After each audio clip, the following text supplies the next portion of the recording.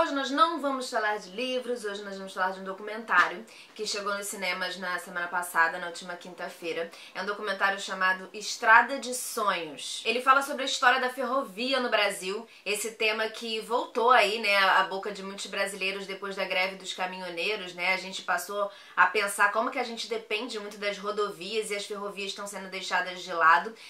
Mas lá em casa, na minha família, esse assunto sempre foi recorrente, a gente sempre falou muito de trem, da importância do trem e tudo mais, e eu vou explicar um pouquinho pra vocês nesse vídeo por que lá em casa isso sempre foi um assunto e um pouquinho sobre o que é o documentário. Preste atenção. Esse documentário, Estrada de Sonhos, ele reforça a importância da indústria ferroviária no Brasil, de se manter essa memória, então passa pelas histórias mais práticas, vamos dizer assim, das ferrovias, mas também por memórias de pessoas que vivenciaram e ainda vivenciam esse meio de transporte. E aí o diretor Pedro von Kruger, ele comenta a relação dele com as estradas de ferro. Ele fala assim: o meu tataravô Reinhard veio da Prússia para o Brasil em 1855 para construir ferrovias. Em 1880, ele foi fundamental para que o Brasil se tornasse o maior construtor de estradas de ferro no mundo, com mais de 26 mil quilômetros. E aí o diretor traz gravações em estradas de ferro que ainda fazem viagens com trens de passageiros, né? Porque em alguns lugares, dependendo de onde você mora, você acha que isso não existe mais, assim. E eu falo de viagens longas, nem falo só de viagens urbanas, como tem, sei lá, no Rio, em São Paulo, por exemplo. Por exemplo, a estrada de ferro Carajás, entre o Maranhão e o Pará. Existe essa viagem, sabe? E é muito maneiro, porque às vezes a gente esquece. E lá, para aquelas pessoas, isso é muito importante. Tanto para locomoção, quanto para as pessoas que vivem, por exemplo, de vender seus produtos nas estações. E aí o Pedro também não deixa de lado a história do folclore em torno do trem. Ele pergunta, por exemplo, para umas crianças por que algumas pessoas acham que trem é folclore. E aí uma criança maravilhosa vira e fala assim: folclore são aquelas coisas que contam pra gente, que os nossos avós contam pra gente. São histórias que não existem, são histórias de coisas que não existem.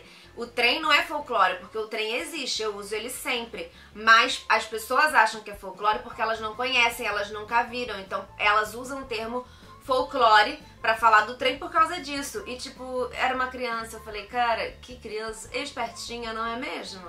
A criança sabe muito bem o que ela está dizendo. E aí a gente vai acompanhando as histórias dessas pessoas que vivem de alguma forma ali em torno da linha férrea, seja um vendedor, seja um maquinista, seja um projetista de locomotivas. E aí é muito legal que ele traz a história assim de um projetista, desenhista, projetista de locomotiva, que trabalha meio que ali na fábrica e ele nunca tinha tido a oportunidade de ver, tipo, a obra dele, vamos dizer assim, sendo levada em ação, sabe? Tipo, o sonho da vida dele era ver aquela coisa que ele projetou, levando o minério de ferro até o Porto de Santos e despejando ali. E aí a produção levou ele um dia, ele ficou muito feliz. Ele ficava tipo, caraca, cara, olha isso, eu que desenhei esse negócio.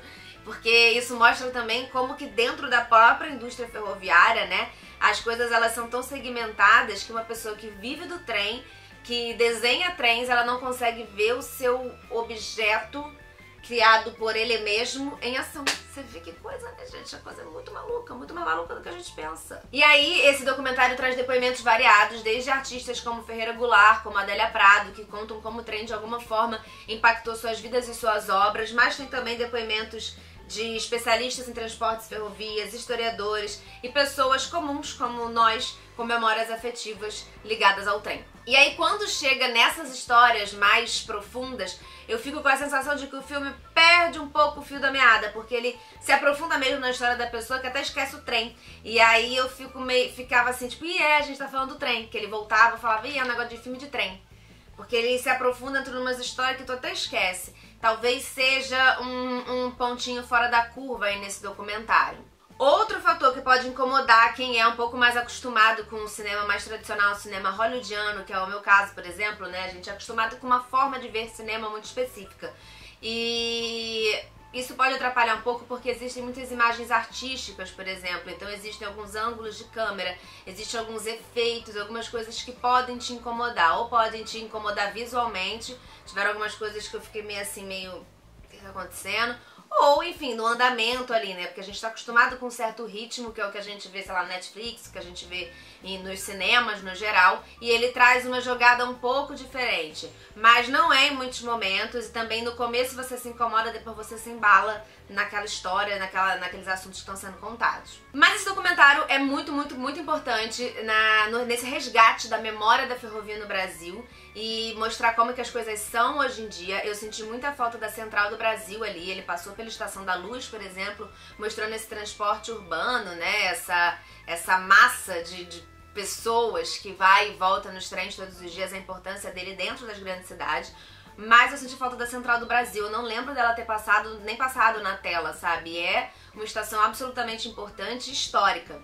E esse documentário traz também depoimentos que mostram como essa destruição das ferrovias e essa preferência pelas rodovias, ela tem muito de politicagem, muito de picaretagem, tem muita gente com interesses por trás disso. Não é apenas, não foi e não é apenas uma coisa de assim funciona melhor, até porque sabemos que não é exatamente assim pela nossa experiência prática.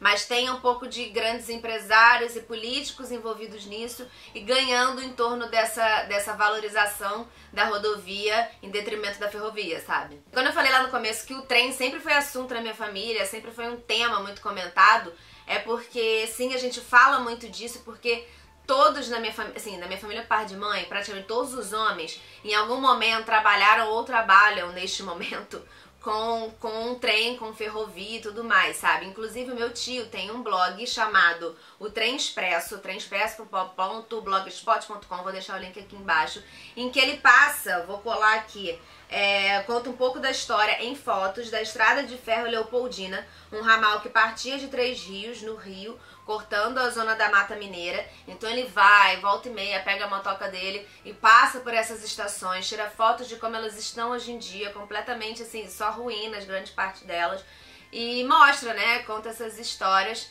para as pessoas conhecerem, conta essas histórias através de fotos, né, para as pessoas conhecerem um pouco do que existiu até muito pouco tempo. E essa história fala-se um pouco também dessa ferrovia nesse documentário Estrada de Sonhos. E o meu tio, essa paixão toda por trens também vem, né, dessa coisa meio genética, vamos dizer assim, né? Ele foi desenhista, projetista de trens, muitos outros homens da minha família trabalharam nessa indústria ferroviária, foram de professores até contadores, até aquele cara que bota carvão lá na locomotiva, contador, mecânico, eletricista, até recursos humanos, né? Tem tio meu que hoje em dia trabalha no RH de uma empresa que cuida do transporte ferroviário no Brasil.